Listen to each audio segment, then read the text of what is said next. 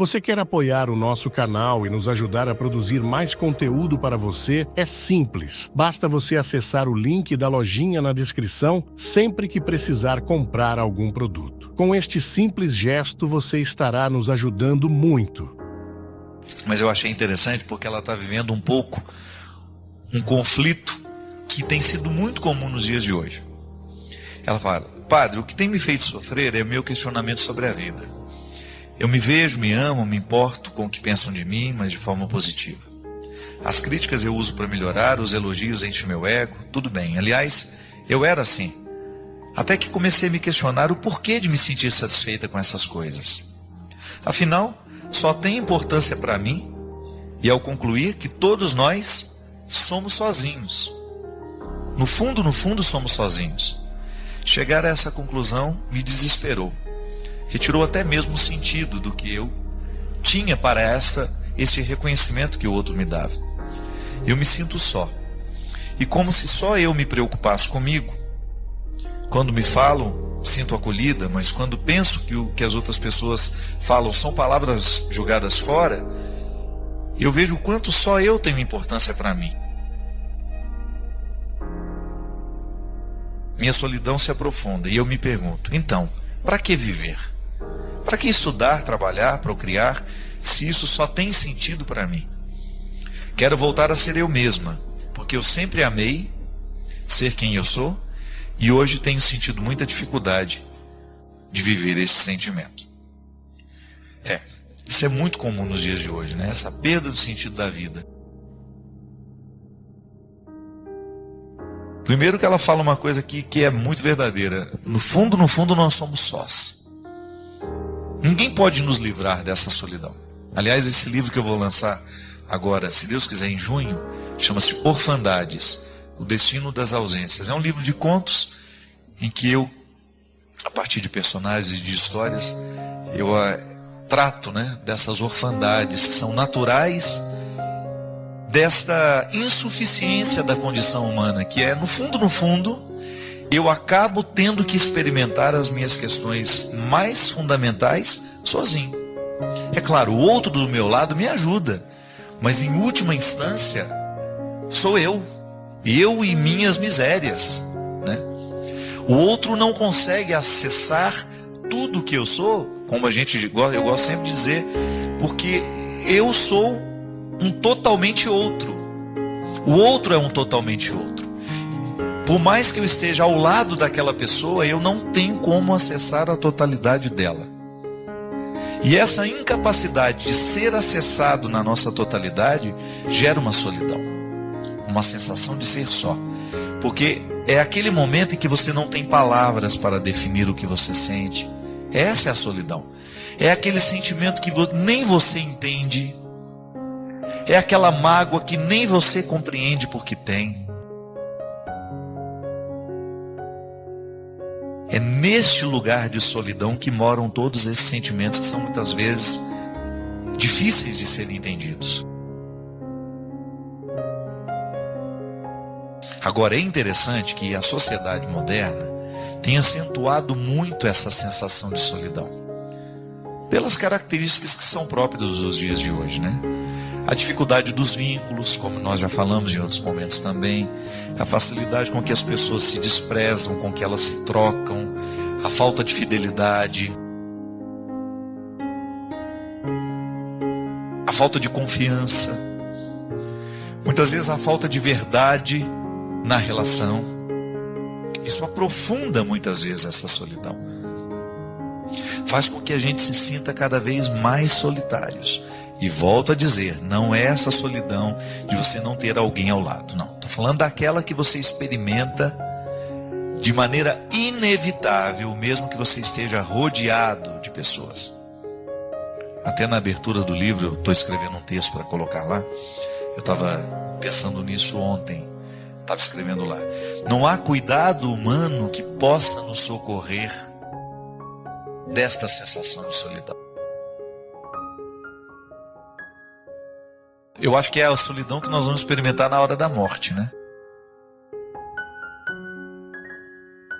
Que é quando você, mesmo que você tenha um médico segurando na sua mão, mesmo que você tenha um amigo, uma mãe, você vai só. E eu não estou negando aqui a dimensão espiritual, não. Eu estou falando da matéria. É deste corpo que tem fim, deste corpo que padece solitário, né?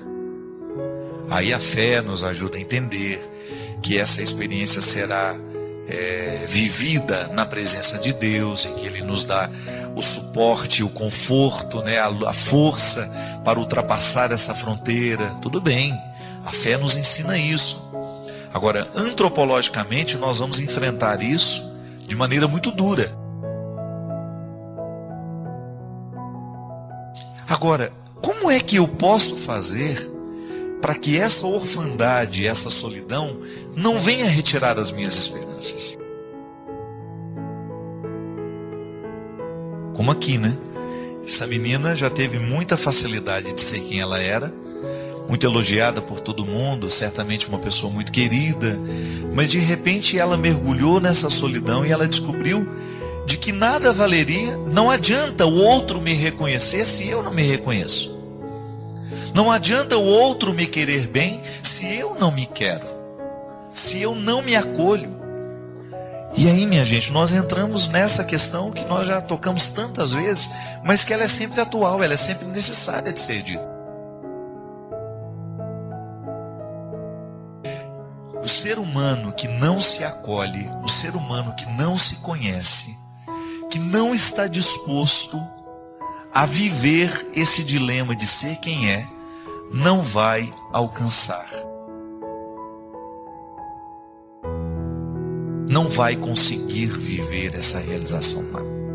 Ele vai se perder, porque o mundo de hoje tem dificultado cada vez mais esse autoconhecimento. Nós não podemos ser superficiais. Nós precisamos superar cada vez mais esse conforto que o autodesconhecimento pode nos trazer.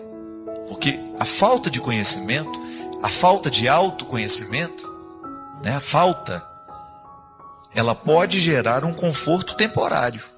Eu não estou nem aí com os meus problemas, eu quero mais é viver minha vida, eu quero mais é tocar o meu dia a dia, deixa os problemas, outro dia eu resolvo.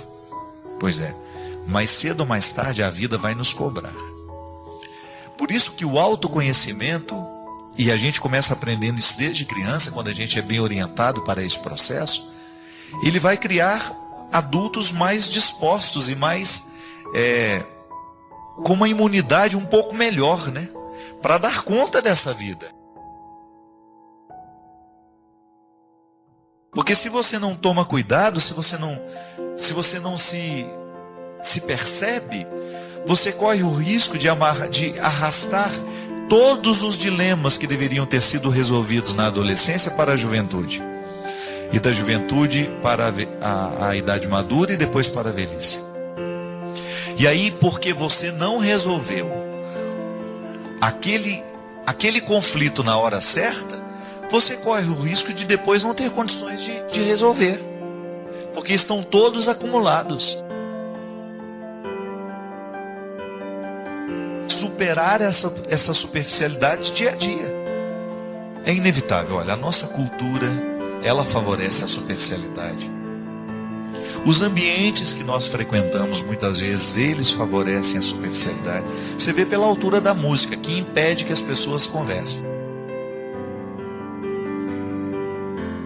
O livro que muitas vezes nos chama a atenção, o livro que às vezes a gente quer ler, mas esse livro está tão chato, eu não estou entendendo muito. Por quê? Porque aquela leitura está te retirando da zona de conforto. Eu gosto muito de ler coisas que eu não entendo no primeiro momento, porque eu saio da minha zona de conforto. Ler aquilo que eu já sei, que sentido tem isso? Eu preciso o tempo todo sair da minha zona de conforto.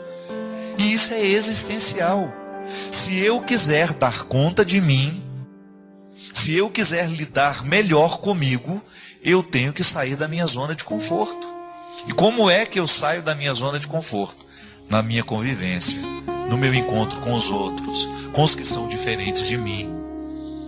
e até mesmo com os que são meus amigos e que são parecidos comigo. Também posso sair da zona de conforto, desde que eu permita que aquele relacionamento não seja superficial. Pelo amor de Deus, nós não podemos ter uma postura superficial. O nosso desejo tem que ser alcançar sempre o mais profundo de nós mesmos. Eu preciso me motivar a querer ir mergulhando cada vez mais em águas mais profundas. É a proposta de João Paulo II naquele tempo, que ainda continua atual. A proposta de Jesus para nós é essa: vamos sair da margem, vamos aprofundar. O nosso processo de fé pode nos favorecer isso.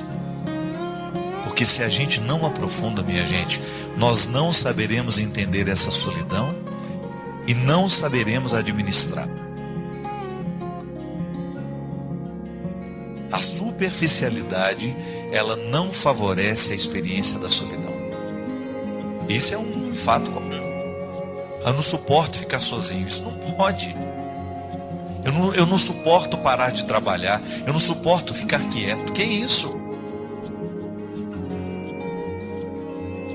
Ah, mas eu sou assim. É aí que está a zona de conforto.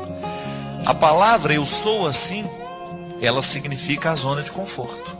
Mas quem disse que você tem que ficar assim a vida inteira? Quem disse que você, mesmo sendo um trabalhador ativo, sendo dinâmico, quem disse que você também não pode ser afeito a uma reflexão que vai te fazer parar? Você que não gosta de ler, quem disse que você vai morrer sem poder fazer aí, despertar em você o gosto pela leitura? Buscar a profundidade. Você que só escuta aquela música que... Não. Você tem condições de fazer a experiência da profundidade. Porque é ela que nos dá condições de lidar com as nossas questões mais fundamentais. E a gente não pode morrer sem resolver esses conflitos, viu? E eu quero sempre oferecer o programa de direção espiritual como uma oportunidade para a gente aprofundar essas questões humanas. Para a gente poder refletir a vida. E a partir da reflexão que fazemos, ultrapassar essa zona de conforto e chegar do lado de lá um pouco melhor do que quando estávamos aqui. Eu me lembro que na semana passada nós falávamos de pessoas que têm dificuldade de tomar decisões que lhes são favoráveis. Por quê? Porque estão escravizadas ao sofrimento. Interessante isso, não é? Triste de perceber que muitas vezes nós entramos em processos viciosos tão autodestrutivos que nós perdemos a capacidade de decidir por nós. São relacionamentos que escravizam, relacionamentos em todos os âmbitos, né? Desde um namoro, uma relação de amizade, até mesmo uma vida conjugal. Quando você percebe que você, para que aquele relacionamento dê certo, você tem de perder a sua pertença. Você tem de abrir mão de tudo que você é. Isso é cruel, não é? Isso não é amor. A gente pode até acreditar na capacidade que o humano tem de viver um certo martírio pelo outro. Mas isso não pode se transformar em aniquilamento do ser. Mesmo porque se eu aniquilo quem eu sou, eu deixo de me possuir e eu não tenho o que oferecer ao outro mais. Nós começamos a morrer, minha gente, no momento em que a gente passa a pensar errado. No momento em que a gente substitui um pensamento bom por um pensamento ruim. Quando nós substituímos um pensamento positivo, né? Quando a gente acorda de manhã e você, ao invés de perceber o que está sendo bom, você se fixa naquilo que está defeituoso. E então você impede o seu coração de estar em harmonia, de bater favorável, né? E coração que não bate favorável apanha. Nós não podemos ter um coração que fica apanhando o tempo todo. A fragilidade não pode nos assustar. É como um cristal. Eu tenho uma peça na minha casa que é preciosa. Então eu tenho que guardar de um jeito que ela não esteja exposta aos riscos de ser tratada de qualquer jeito, né? Por quê? Porque ela é de cristal. Ela é frágil. Então o que é frágil me indica que haverá um cuidado maior. Nós não temos almas rudes. Nós temos almas frágeis. E por isso que dentro de nós precisamos passar constantemente pela experiência do cuidado, pela experiência da compaixão, pela experiência da amorização. Porque se a gente não coloca amor nesse coração, se a gente não converte o nosso coração, querer o bem vai ser sempre um processo penoso para nós. Então, é nesse território que nós somos, que nós travamos essa luta diária de começar a ter um coração que seja amigo. Então, quando eu tenho a facilidade de alimentar sentimentos opressivos, por exemplo, eu estou sendo desfavorável ao meu coração.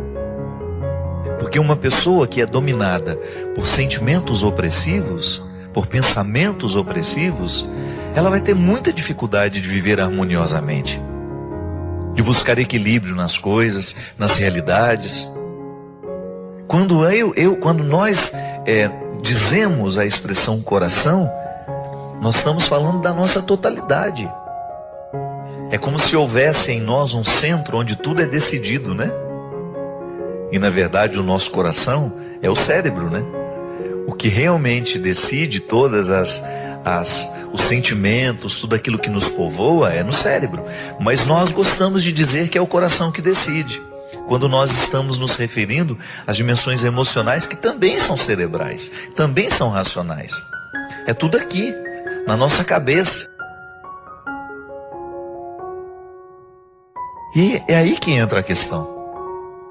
Quando eu tenho um coração que me é favorável, quando o meu coração está convertido, eu não vou precisar fazer muito esforço para querer o bem.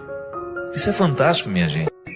A gente identificar que a conversão, a verdadeira conversão, faz com que o bem seja natural em nós. Nessa música a gente tem a frase também de São Paulo, que nem sempre a gente faz o bem que a gente quer. Por quê? É a concupiscência. Uma palavra difícil, né? Que fala de uma coisa muito simples. O que é a concupiscência? A tendência natural que nós temos de errar. E a conversão é isso. É você colocar a concupiscência num certo controle. É você identificar que em você existe uma fragilidade que precisa de cuidado.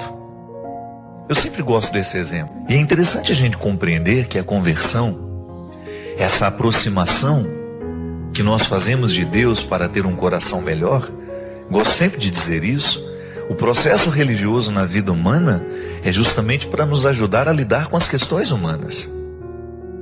A espiritualidade, ela só é benéfica a partir do momento em que ela transforma o que é carnal. E aí sim, na dimensão corpórea, né, na dimensão material da vida, nós experimentamos os benefícios da espiritualidade. É no corpo que nós vivemos a mística. E é por isso que a conversão é sempre uma transformação de mentalidade. São Paulo já falava isso. Então Paulo entendeu que a conversão é a mudança de mentalidade.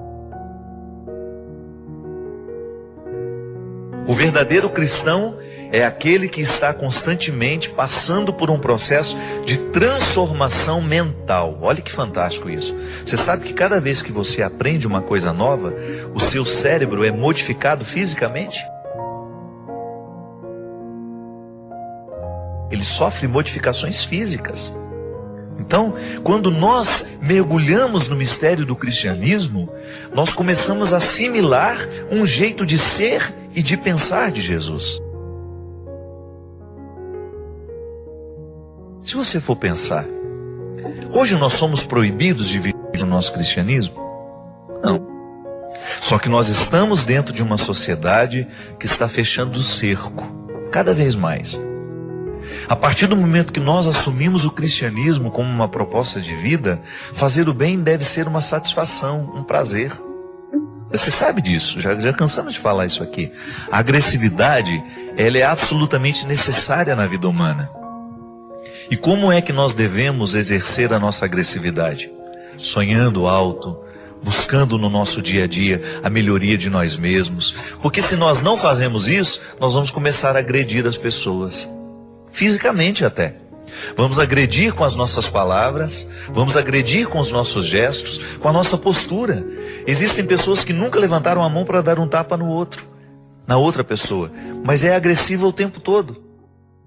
A agressividade que nós precisamos ter é aquela que não nos permite ficar estacionados naquilo que nós já alcançamos de nós mesmos. Essa sim é a agressividade a que Jesus se referia. Que Jesus dizia que é preciso ser violento para conquistar o reino dos céus. Mas não no sentido de retirar a espada e sair matando todo mundo que passa pela nossa frente, não. A violência tem que ser quando você se encoraja para matar tudo aquilo que em você é nocivo. Tudo aquilo que em você é diabólico. Tudo aquilo que em você, aquilo que em nós é prejudicial a nós mesmos. E juntos, a gente vai fazendo esse mundo ser cada vez melhor. Porque onde uma pessoa estiver fazendo o bem, o mal não terá oportunidade de crescer. E para isso vivemos. Toda oportunidade que eu tive de ficar com a minha mãe, de uns anos para cá, eu sempre ficava com essa consciência, em essência. Eu estava no momento presente. Eu quis estar. Primeiro porque eu descobri que eu tinha pressa, minha mãe não.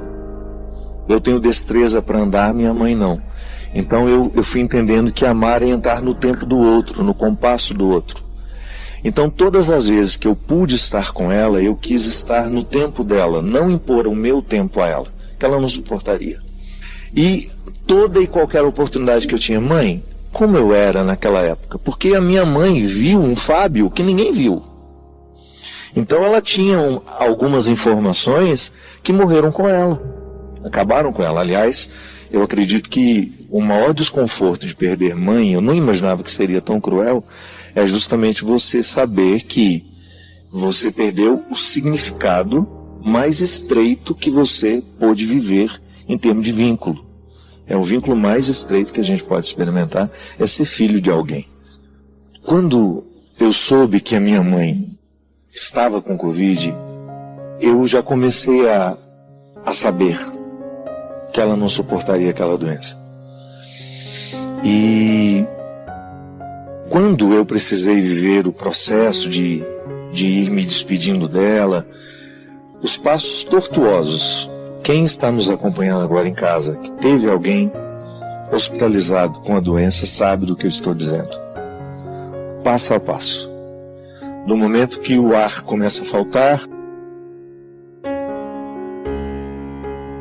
eu me lembro que a equipe que estava cuidando da minha mãe, muito generosamente, permitia que eu falasse com ela. E eu me lembro que no dia que ela teve a primeira crise de falta de ar, que eu vi como a doença era cruel, que eu já sabia.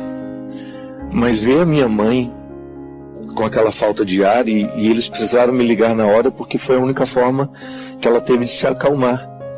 Porque, por incrível que pareça, muitas pessoas são entubadas antes da hora por causa da ansiedade. Tem um amigo meu que tem um controle muito bacana de si. Ele chegou 3 vezes para ser entubado e ele dizia, eu não vou ser entubado.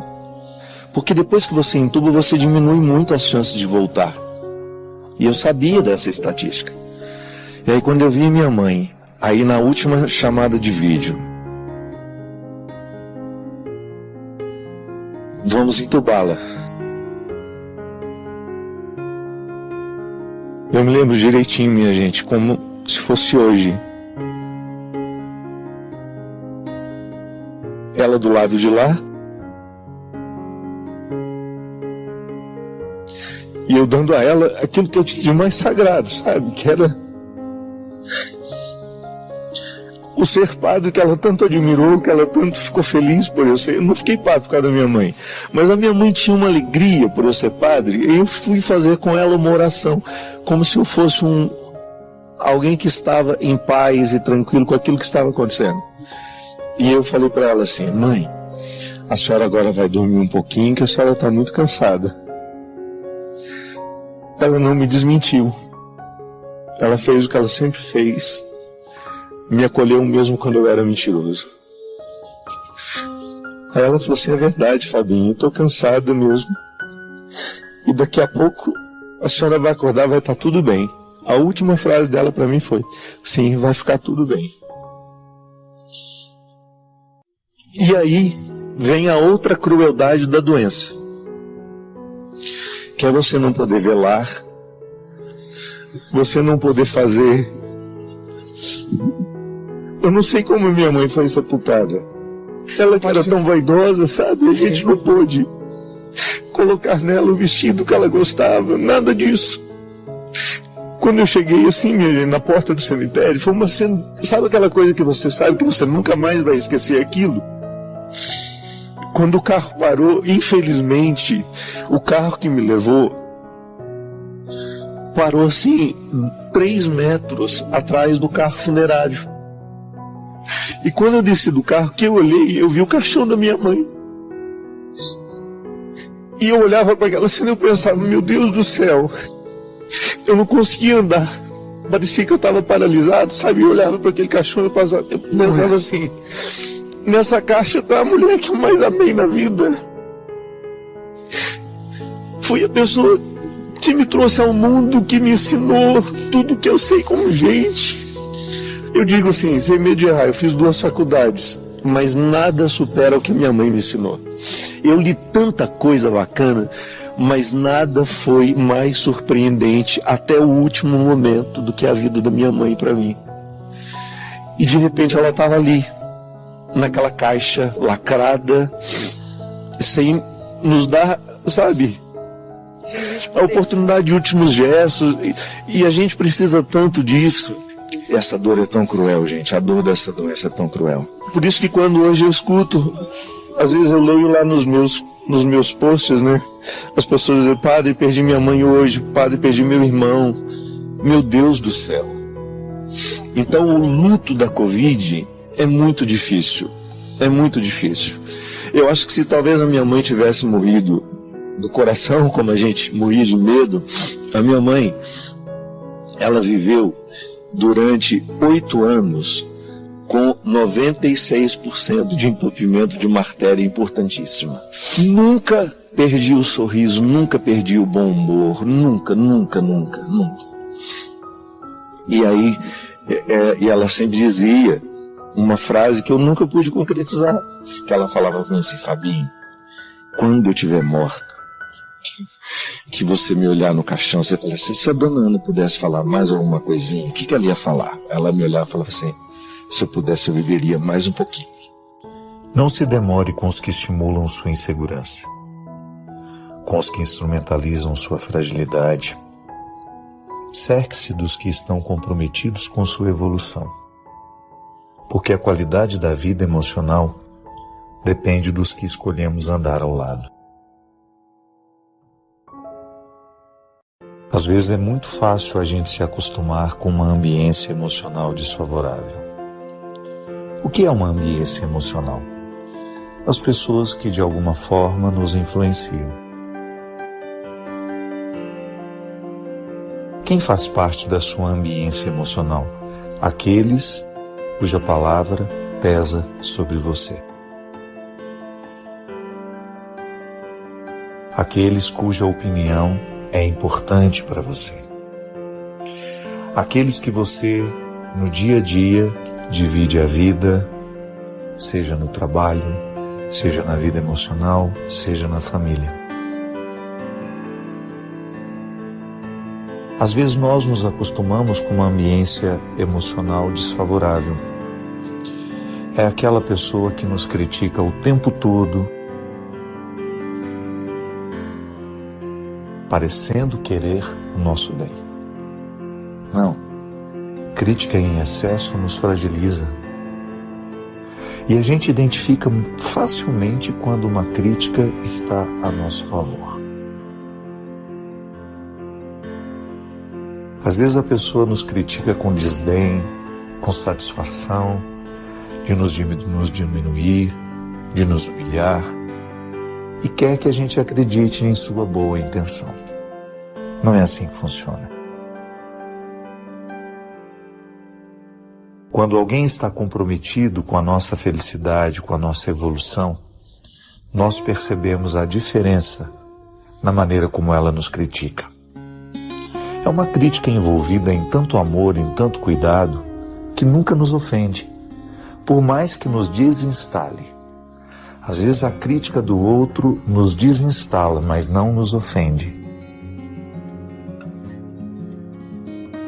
E às vezes a crítica somente nos ofende. E ao invés de nos motivar a ir além, ir adiante, não, ela nos paralisa, porque nos coloca num estado emocional que não favorece o crescimento. Portanto, fique atento. Só dê ouvidos a quem te ama. Só preste atenção, só ouça os que de fato estão comprometidos com o seu crescimento.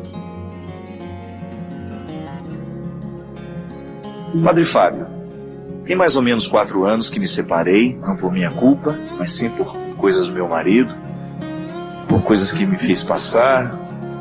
Sempre acreditei que o casamento deveria ser para sempre. Padre, desde então nunca mais recebi a comunhão porque sei que a igreja é contra o divórcio. Uma vez, quando fui me confessar, o padre me falou que com o tempo eu poderia receber a comunhão, uma vez que eu lhe falei não ter ainda perdoado meu marido. E ele me falou que a falta de perdão era um empecilho, né? Mas que com o tempo esse perdão viria. Padre, eu não posso dizer que já perdoei. Ainda sofro muito com certas situações e a ferida ainda não cicatrizou. Mas ao mesmo tempo sofro porque gostaria de receber a comunhão. Vou às missas e sempre me angustio, pedindo a Deus o perdão por todos os pecados que eu acho ter cometido na vida. Veja bem, essa pessoa não tem empecilho porque eu já cheguei até a conhecer um pouquinho a situação dela. Não há nenhum problema para a comunhão, porque ela não contraiu outro matrimônio, né? Ela é uma pessoa que se divorciou, por razões que nós desconhecemos, né? Nós não sabemos. E ela não tem um outro marido. Então não é nenhum problema a Eucaristia para ela. Ela não vive em adultério, não tem nenhum empecilho. O padre, o que havia dito era que ela, na verdade, precisava passar pela experiência do perdão para receber Jesus. Eu particularmente penso, gente, que às vezes nós temos uma compreensão muito equivocada da Eucaristia, né?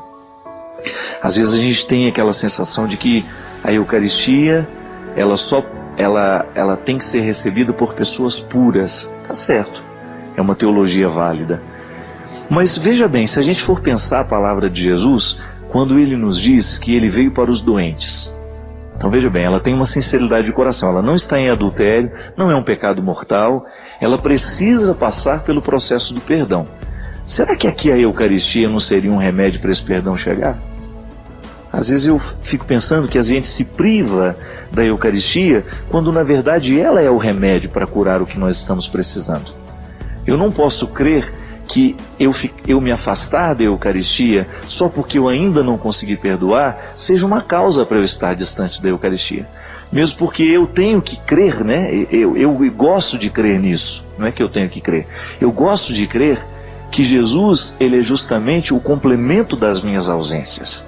Cada vez que eu o recebo na Eucaristia, eu trago para dentro de mim aquilo que me falta. É bonito a gente pensar que a Eucaristia é o processo de configuração do humano ao Cristo. É a cristificação que acontece em mim no momento em que eu recebo a Eucaristia. Então eu não vejo nenhum problema, querida, que você vá curando a sua falta de perdão com a própria Eucaristia. Mesmo que se você toma nesta consciência, eu preciso superar o limite. Eu preciso perdoar o meu marido dentro de mim. Então a Eucaristia se torna um remédio. Mesmo porque você viveria essa Eucaristia, eu tenho certeza, pelo seu relato, por aquilo que eu sei da sua história, você viveria com muita honestidade e muita seriedade este encontro com Jesus. Aí a gente poderia dizer, padre, mas e aquela pessoa que contraiu um outro matrimônio, que está vivendo com uma outra pessoa? Aqui, minha gente, nós precisamos esclarecer uma coisa que às vezes falta dentro do nosso discurso, esclarecer. Nós temos duas presenças reais de Jesus na Eucaristia. Se eu não posso comungar, eu não estou privado da presença real de Jesus, porque a palavra é presença real também. Tão bonito você pensar isso. Cada vez que você lê o Evangelho, você tem sacramentalmente a presença real de Jesus naquilo que ele fala. É simples você entender isso. Quando você recebe uma carta de alguém que está do outro lado do mundo, aquela pessoa não é real nas suas mãos no momento que você lê a carta? Tudo aquilo que ela lhe diz, você consegue chorar. Você se emociona com as palavras que foram escritas, porque houve uma ponte. A distância foi superada. As palavras cumprem o ofício de fazer ser próximo aquele que está distante. Eu particularmente sou adepto da palavra, eu gosto da palavra. Eu acho fantástico a gente pensar que a vida pode ser diferente a partir das palavras. O mundo pode ser diferente a partir das palavras, tanto da palavra que a gente fala, quanto da palavra que a gente pensa. Porque a gente sempre pensa também a partir das palavras.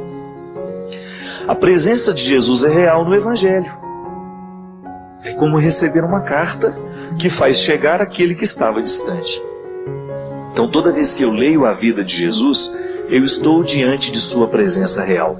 Cada vez que ela é proclamada dentro do contexto sacramental da liturgia eucarística, então eu tenho a presença real de Jesus me impactando do mesmo jeito que a Eucaristia pode nos impactar. Para muitas sensibilidades, para muitas pessoas que têm uma sensibilidade mais aguçada com a palavra, eu posso lhe dizer que às vezes é mais fácil sentir a presença real de Jesus na proclamação da palavra que até mesmo na Eucaristia. Tudo depende da sensibilidade de quem está recebendo. Então não é nenhum problema para nós. Ninguém está fora do banquete. Ninguém precisa se sentir julgado fora. Não. Só descubra que você tem um limite e que a partir desse limite você participa da outra presença real de Jesus. Só que aí você tem que ter um cuidado a mais, de no momento em que a palavra for proclamada, você faça ali a sua comunhão. Você viva o seu momento de intimidade com Jesus. Isso é muito bonito. Você perceber que a palavra estabelece pontes. A palavra faz chegar aquele que é ausente. E Jesus sempre vem para curar o nosso coração de todo o processo de ausência, de sofrimento. O que a gente não pode é perder a oportunidade de exercer bem a nossa palavra. Obrigado por se juntar a nós nesta busca pelo conhecimento e pela fé. Compartilhe suas reflexões na seção de comentários, inscreva-se para mais jornadas e convide outros a se juntarem a esta aventura.